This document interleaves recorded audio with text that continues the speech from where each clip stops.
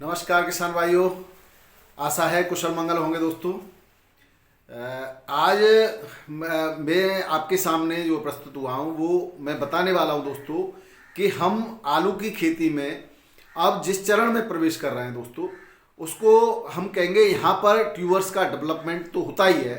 तो हमें एक तरफ तो आलू की खेती में ट्यूबर्स का डेवलपमेंट करना है और दूसरी तरफ हमें रोगों से भी बचाना है। जैसे जैसे वातावरण में नमी बढ़ेगी और टेम्परेचर नीचे जाएगा तो विभिन्न रोगों का प्रकोप बढ़ता है।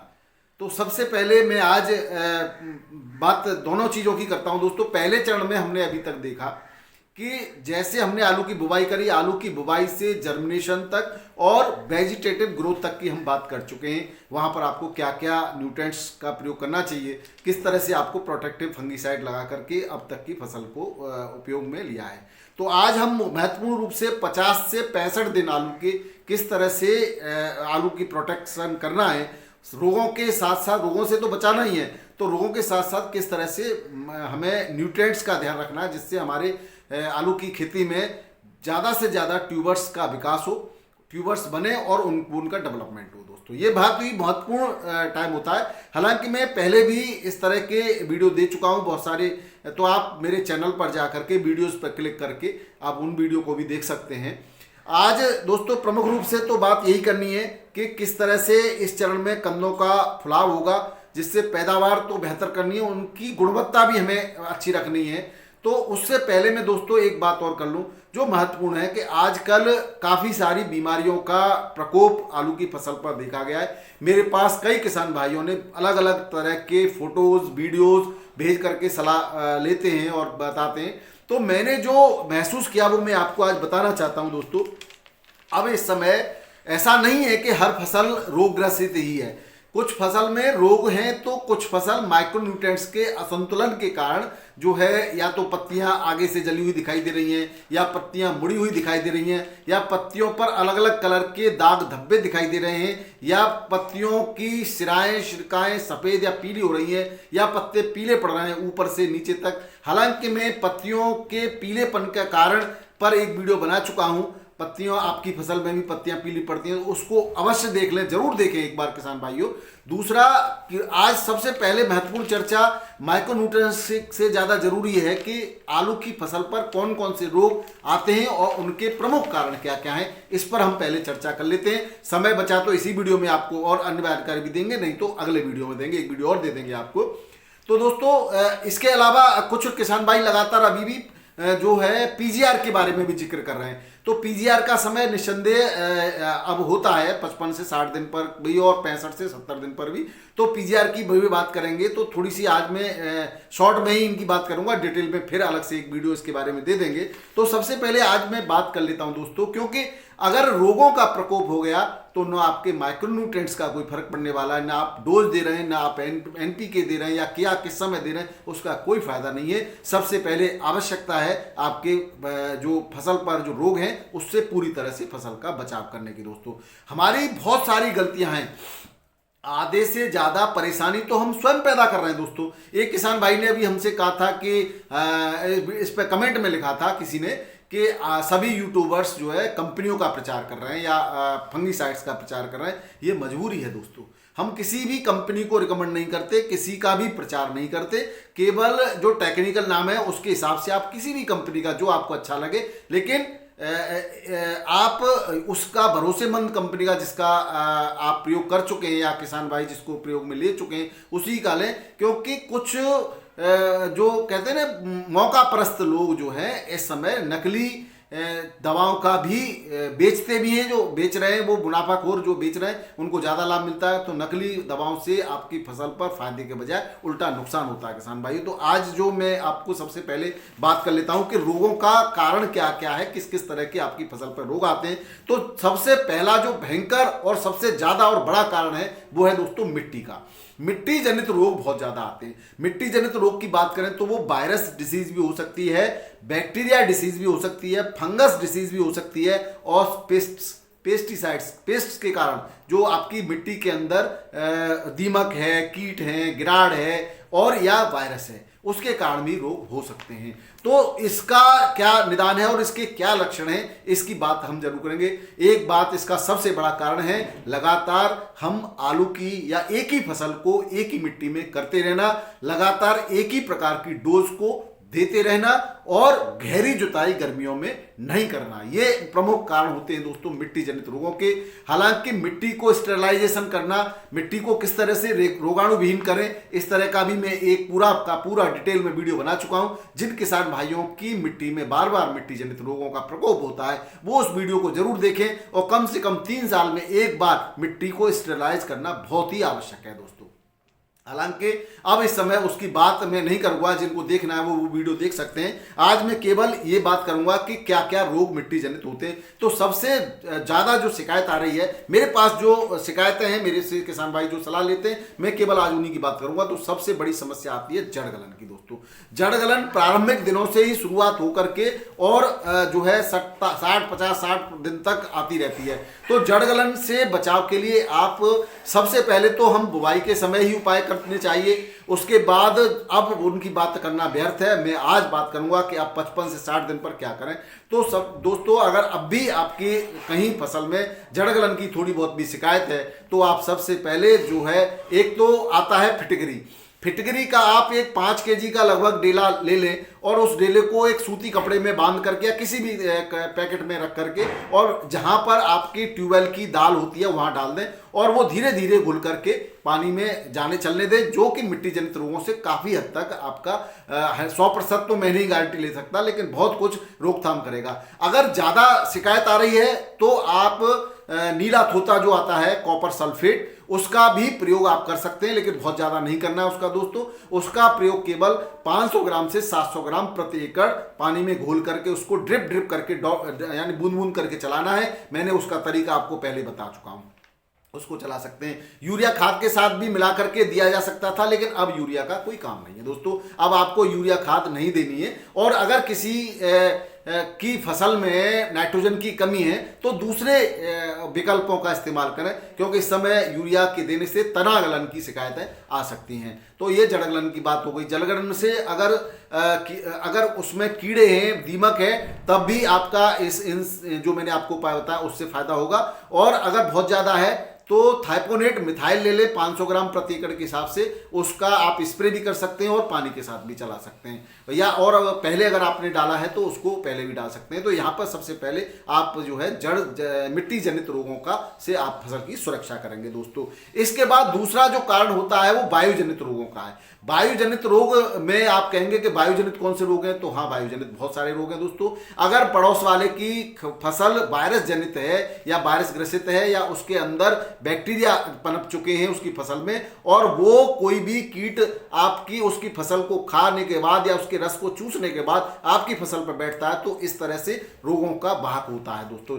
एक सफेद मक्खी होती है, वो एक फसल से दूसरी फसल, एक पत्ते से दूसरे पत्ते पर बैठेगी तो वो भी आपके रोगों का वाहक होगी। दूसरा, हवा जो चलती है, कुछ बैक्टीरिया हमें दिखाई नहीं देते दोस्तों, वो हवा के द्वारा भी फैलते हैं। तो ये हवा जनित रोग हैं। इसमें सफेद मक्खी प्रमुख रूप से वाहक मानी जाती है दोस्तों वायु जनित रोगों में। तीसरे प्रकार के जो रोग हैं वो हैं दोस्तों फंगस जनित। फंगस जनित में मैंने आपको बताया है कि अर्ली ब्लाइट, लेट ब्लाइट, ये जो आपकी फसलों में आती है ये फंगस जनित हैं। एक और है दोस्तों मोजैक वायरस, जिसमें पत्तियां मुड़ जाती हैं, तो मोजैक वायरस जनित है। और एक जो अलग से है वो है आपके जो आप माइक्रोन्यूट्रिएंट्स दे रहे हैं, जो भी आप मैक्रोन्यूट्रिएंट्स दे रहे हैं, यानी खाद और उर्वरक का प्रयोग कर रहे हैं, उसके असंतुलन के कारण भी आपकी फसल रोगी हो जाती है। हालांकि वो रोग ऐसा है कि आपने पौधे को कमजोर कर देगा, पत्तियों को कमजोर कर देगा, उससे फिर फंगस अटैक के चांस बढ़ जाते हैं। तो आप समझ रहे होंगे मैं क्या कहना चाहता हूं कि इन आजकल बहुत ज़्यादा जो सबसे ज़्यादा हमारा जो खर्चा आता है, जो लागत बढ़ रही है, वो फसल की सुरक्षा के लिए बढ़ रही है। और उसका कारण हम स्वयं, हमने तमाम तरह के केमिकल्स दे करके अपनी मिट्टी को रोगी बना दिया। तो वो जब जैसे जैसे उसका प्रभाव बढ़ता है, मिट्टी की रोग जो है फसलों पर दिखाई देता है और हम बहुत ज़्यादा मात्रा में खर्चा फसलों को बचाने में कर देते हैं दोस्तों। अब हम इसमें जो चेपा लगता है, सबसे पहले हम बात करेंगे चेपा लगना। तो चेपा दिखाई देगा आपको, पत्तियों को देखेंगे तो उस पर एक छोटे छोटे कीट दिखाई देंगे। अगर धूप की तरफ देखेंगे तो अंडे की तरह चिपके चिपके से दिखाई देंगे, और वो फसल को वहां से उसके रस को चूसते हैं, कमजोर करते हैं, और जब कमजोर हो जाएगी तो उस पर वायरस अटैक करते हैं, बैक्टीरिया अटैक करते हैं, और फंगस भी अटैक करता है। तो चेपा अगर आपको शुरुआत में दिखाई देता है पत्तियों पर, और जो रस्सियों चिपचिपा सा दिखाई देता है, और जालीनुमा आपको सूर्य की तरफ देखने पर जालीनुमा दिखाई देता है, तो उस कंडीशन में आप इस पर कोई अच्छा कीटनाशक का स्प्रे कर सकते हैं। या आप जैसे शुरुआत में फंगीसाइड का 40-45 दिन पर हम फंगीसाइड का प्रयोग करते हैं, उसमें ही कोई थायोमेथाक्सिम वगैरह कोई भी कीटनाशक मिला लें, उसका जो है स्प्रे कर दें। और अगर आप जैविक उपाय करना चाहते हैं तो नीम ऑयल का से कर सकते हैं। नीम ऑयल इसमें मिला करके स्प्रे कर सकते हैं। नीम की पत्तियों का रस स्प्रे कर सकते हैं दोस्तों। आग की पत्तियों का रस स्प्रे कर से इससे भी इंसेक्टिसाइड मर जाते हैं। और जो दोस्तों एक किसी भाई ने हमें पूछा था कि जो राख होती है चूल्हे की, उसका क्या प्रयोग, उसका बहुत ही बड़ा महत्व है। अगर आपके पास चूल्हे की राख का अवेलेबल है तो उसको भी मार करके फेंक करके पत्तियों पर एक तो फास्फोरस की पूर्ति कर सकते हैं आप ऊपर से, और दूसरा आप चेपे को भी इससे मारा जा सकता है। पुराने जमाने में इसी का प्रयोग किया जाता था। दूसरा जो रोग है दोस्तों उसकी बात करें तो हम जड़गलन की कर ही चुके हैं। पत्तियों का मुड़ना, पत्तियां ऊपर की तरफ मुड़ जाती हैं, मोजैक वायरस। तो मोजैक वायरस आता है, हालांकि इसका बहुत आसान उपाय नहीं है, लेकिन फिर भी हम बहुत अच्छे इंसेक्टिसाइड का प्रयोग करके इसका हम इससे शुरुआती दिनों में ही इसका देखो बचाव ही उपाय है इसका। कहते हैं prevention is better than cure. अगर आपने पहले से ही अच्छे फंगीसाइड्स का प्रयोग किया है, आपने असंतुलित मात्रा में आप मैक्रोन्यूट्रिएंट्स और माइक्रोन्यूट्रिएंट्स का प्रयोग नहीं किया है, तो आपके रोगों के आने के भी चांस हैं। आपने गर्मियों में अच्छी खासी जुताई कर रखी है, और दोस्तों हम तमाम तरह के खरपतवार और वो नासी और उनका प्रयोग करते हैं, ये भी एक रोगों का कारण है। लेकिन अब बात करेंगे, अगर रोग आ ही गया है तो यहाँ पर उसका बस ये है, मोजैक वायरस में पत्तियां कमजोर हो जाएंगी, पहले ऊपर की तरफ से मुड़ना स्टार्ट करेंगी, और मुड़ करके और उस पर जो है वो सूखना शुरू हो जाएगा पौधा। ये रोग भी ऐसा नहीं है कि ये अचानक आ गया है, और ये बीज जनित वायरस जनित रोग है, और ये आसानी से खत्म नहीं होता। फिर भी हम एक कुछ स्ट्रॉन्ग फंगीसाइड और इंसेक्टिसाइड से इस पर कुछ हद तक निजात पा सकते हैं। तीसरा जो है दोस्तों अगैती झुलसा, जिसको अर्ली ब्लाइट कहते हैं, तो अल्टरनेरिया सोलेराई के कारण होती है। ये भी बहुत ज़्यादा खतरनाक नहीं है दोस्तों, इसको भी हम प्रिवेंशन करके यानी प्रोटेक्टिव फंगीसाइड का प्रयोग करके इससे बच सकते हैं। सबसे पहले आप पहचान जरूरी है कि अगैती झुलसा की पहचान क्या है, क्योंकि बहुत सारे रोगों की बहुत माइन्यूट डिफरेंस होता है दोस्तों, कोई आसानी से पहचाना नहीं जा सकता। इसमें आप देखेंगे कि निचली पत्तियां, एक देखो नॉर्मली अगर निचली पत्तियां पीली पड़ रही हैं तो वो नाइट्रोजन की कमी का कारण भी हो सकता है। उसमें आप NPK 19-19, NPK 20-20, NPK 12-061 का स्प्रे कर लेते हैं तो ये उसकी पूर्ति हो जाती है। अगर उन पर छींटे आ रहे हैं तो छींटे का दो कारण हो सकते हैं, जैसे आपने यूरिया पहले दिया है और वो चिपका रह गया तो वहां से भी उसको जला देगा और वो भी छींटे आपको दिखाई देंगे। पहचान कैसे करेंगे, उस पत्ती को तोड़ें और सूर्य के प्रकाश की तरफ उसको देखेंगे तो उस पर एक जाल सा नजर आता है, जाल सा, तो वो बीमारी है। अगर जाल सा नजर नहीं आ रहा है तो वो बीमारी नहीं है। जाल सा दिखेगा, पतले पतली लाइनें से दिखेंगे, ऐसा दिखेगा कुछ चिपका हुआ है इस पर, तो वो बीमारी है। अगर कुछ चिपका हुआ सा नहीं दिख रहा है तो वो बीमारी नहीं है। अब यहाँ पर अगैती झुलसा और पिथैसी झुलसा का डिफरेंस और उसके लिए प्रोटेक्टिव फंगीसाइड्स के बारे में मैं एक अलग से वीडियो दे चुका हूँ, आप उसको डिटेल में अध्ययन कर लें। यहाँ पर मैं आपको बता दूं इसका पहले प्रोटेक्शन, यानी कि मैंने पहले बताया कि पहली बार 40 से 45 दिन पर एक आप प्रोटेक्टिव फंगीसाइड्स का यानी कि सिंपली मैंकोजेब ले सकते हैं 64% उसका स्प्रे कर सकते हैं, और इसके बाद आप बदल बदल के फंगीसाइड, इसमें कोई भी इंसेक्टिसाइड मिला सकते हैं। एक आप एंटीबायोटिक बेल्डामाइसिन या आप स्ट्रेप्टोमाइसिन वो मिला सकते हैं, इनको मिला करके स्प्रे कर दें। दूसरा, आप केवल एक कॉन्टैक्ट फंगीसाइड और एक सिस्टमिक फंगीसाइड, केवल इस तरह से ही कॉम्बिनेशन मिला है दोस्तों। बहुत सारे कॉम्बिनेशन के भी मैंने दे चुका हूं। आप ऐसा नहीं करें कि 2 इंसेक्टिसाइड कॉन्टैक्ट के ले लिए, 2 फंगीसाइड कॉन्टैक्ट के ले लिए, तो वो आपका उल्टा नुकसान भी कर सकता है। इसके लिए मैं बार बार कहता हूं, एक बार सबको मिला करके जांच जरूर कर लें। जांच का तरीका यही है कि कलर परिवर्तित नहीं होना चाहिए, टेम्परेचर घटना या बढ़ना नहीं चाहिए, फटना नहीं चाहिए, और उसमें से कोई वाष्प वगैरह नहीं निकलनी चाहिए। तो ये आप देख लें उसको। अगर ऐसा नहीं होता है, काफ़ी देर तक रखने के बाद भी उस पर उसका कलर परिवर्तन नहीं हो रहा है, तो आप उसको स्प्रे कर सकते हैं। तो इस तरह से आप हर कोई स्प्रे करने से पहले जांच जरूर कर लें। बहुत सारे किसान भाई इस बात पर बहुत प्रश्न पूछते हैं कि इसको मिला सकते हैं, इसको नहीं मिला सकते। बार बार मैं कहता हूं, उस पर लिखा रहता है contact fungicide, systemic fungicide. Contact का मतलब होता है जब वो फंगस के कॉन्टैक्ट में आएगा तभी फंगस को मारेगा, अदरवाइज नहीं मारेगा। सिस्टमिक का मतलब होता है कि वो सिस्टम के अंदर जाता है, वो उसका प्रभाव दोस्तों ट्यूबर पर भी पड़ता है, पौधे पर भी पड़ता है। उसको कितना, उसकी मात्रा एक निश्चित मात्रा ही स्प्रे करनी चाहिए। लेकिन और जब वो सिस्टम में चला जाएगा, शुरुआती दिनों में आप सिस्टम में फंगीसाइड का प्रयोग कर सकते हैं। जब वो सिस्टम में चला जाएगा और सिस्टम में कोई भी, चाहे वो कीड़ा हो चाहे वो फंगस हो, जाएगा तो वो उसको मार देगा। तो वहाँ इस तरह से आप सिस्टम में फंगीसाइड का प्रयोग कर सकते हैं। अर्ली ब्लाइट में की प्रोडक्शन अगर आई गई है तो दोस्तों इसमें मेटालेक्सिल का 100 से 125 ग्राम, और आप ले सकते हैं मैंकोजेब 64 से 67% के बहुत सारे कॉम्बिनेशन आते हैं। इनको मिला करके स्प्रे कर दीजिए। इसमें एक एंटीबायोटिक मिला लीजिए, एक इंसेक्टिसाइड मिला लीजिए, तो आपका इस वजह से प्रोडक्शन हो जाएगा। अगर बहुत ज़्यादा मात्रा में फैल रहा है तो आपको स्ट्रॉन्ग फंगीसाइड लेने पड़ेंगे। उसके लिए आप विशेष वो वीडियो जरूर देख लें। इसके अलावा अगला जो बीमारी है वो जो है हरा तेला रोग। हरा तेला रोग में ये कीट जनित रोग है दोस्तों। इसमें क्या होता है, पौधे की पत्तियां जो है पीली पड़ती हैं, उन पर लाल और पीले रंग के धब्बे से दिखाई देंगे, और जो है अगर उस पत्ती को तोड़ के देखेंगे तो उस पर छोटे छोटे कीड़े पीछे की साइड में नजर आएंगे आप। तो इसमें एक आप स्ट्रॉन्ग इंसेक्टिसाइड कोई भी लेकर के आप लेते ही हैं। अगर पहले से ही आप प्रयोग करते आ रहे हैं तो वो नहीं आएगा, और नहीं किया है तो स्ट्रॉन्ग इंसेक्टिसाइड का इसमें प्रयोग करें। आप एक कॉन्टैक्ट इंसेक्टिसाइड ले लें, एक जो आप सिस्टमिक इंसेक्टिसाइड ले लें, या आप पहले आप हमेशा सिस्टमिक यूज करें और बाद में आप कॉन्टैक्ट की तरफ चलें, क्योंकि बाद में जब ट्यूबर बन जाते हैं तब आप सिस्टमिक का कम ही प्रयोग करें दोस्तों, क्योंकि उसका ट्यूबर पर असर पड़ता है। अब बात करते हैं दोस्तों अगले रोग की। इसकी रोकथाम के लिए वही अच्छा कीटनाशक आप ले सकते हैं, इमिडाक्लोप्रिड भी ले सकते हैं अगर बहुत ज़्यादा मात्रा में है, ज़्यादा परेशानी है तो। अब एक सफ़ेद मक्खी जो है वो मैंने आपको उसके बारे में बता दिया है। सफ़ेद मक्खी भी अटैक करती है, जो बहुत जल्दी पूरी फसल को नुकसान पहुंचाती है। सफ़ेद मक्खी वाला रोग भी आता है, उसकी रोकथाम के लिए भी आपको अच्छा कीटनाशक का प्रयोग करना पड़ेगा। इसमें भी अंडे जैसे दिखाई देते हैं सूर्य की तरफ देखने पर भी, और इसमें आपका कॉपर ऑक्सीक्लोराइड भी काम करता है। हाँ, इसीलिए मैं शुरू से ही कहता हूँ कि पहली बार 40 से 45 दिन पर आप मैंकोजेब का स्प्रे करें, उसके बाद आप दूसरा स्प्रे उसके 10 दिन बाद कॉपर ऑक्सीक्लोराइड का कर दें, और उसके बाद अब की तरफ चलेंगे। तो अगर आवश्यक हुआ तो अन्यथा की तरफ बदल बदल के फंगीसाइड आप स्प्रे करते रहें 10-15 दिन बाद, तो रोग आएगा ही नहीं। और जब रोग नहीं आएगा तो आपको भी परेशान होना नहीं पड़ेगा। कुछ किसान भाई बहुत सारे माइक्रोन्यूट्रिएंट्स और फंगीसाइड सब मिला मिलू के कर देते हैं, उसका भी असर पड़ता है दोस्तों।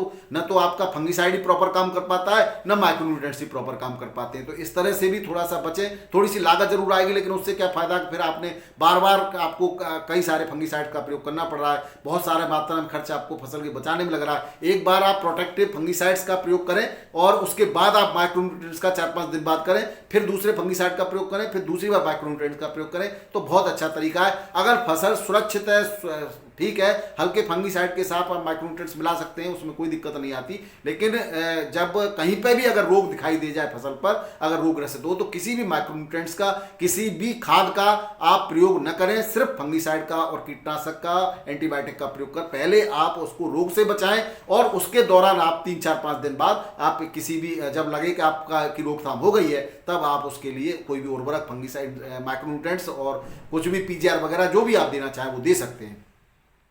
अब बात करते हैं दोस्तों अगले, आपकी सबसे जो और भयंकर और खतरनाक जो रोग है वो है लेट ब्लाइट। लेट ब्लाइट आपके पत्तों के ऊपर से शुरू होती है, और बहुत जल्दी पत्ते ऐसे लगेंगे जैसे पहले धब्बे, गोल गोल धब्बे होंगे जल रहे हैं, फिर धीरे धीरे धब्बे आपस में मिलेंगे दोस्तों। एक धब्बा यहाँ है, एक धब्बा, वो आपस में मिलेंगे और पूरी पत्ती जलती जाएगी। तने पर असर पड़ेगा, तना जलता जाएगा, और 7-8 दिन में फसल जो है पूरी समाप्त हो जाएगी। अगर इस तरह का कोई भी, आप इस समय जब रात का तापमान कम रहता है, दिन में गर्मी होती है, रात में काफी मात्रा में नमी हो जाती है, तो उस समय आप डेली निरीक्षण करें और देखें कि इस तरह के अगर जले हुए धब्बे दिखाई देते हैं और वो 2-1 दिन में आपस में मिलते नजर आए, कोई भी 1-2 पौधे पर भी, तो तुरंत उसका उपाय करें। सबसे पहले उसमें भी मेटालेक्सिल 4% और मैंकोजेब 64% का कॉम्बिनेशन ले लें, जिसमें बहुत सारी कंपनियों का आता है। मैं कंपनी को नाम लेता हूं तो कुछ लोग कहते हैं कि आप कंपनियों का प्रचार कर रहे हैं। मुझे किसी कंपनी से कोई कुछ नहीं मिलना है और ना मैं लेना चाहता हूं, और आपको सिर्फ मैं बचाना चाहता हूं।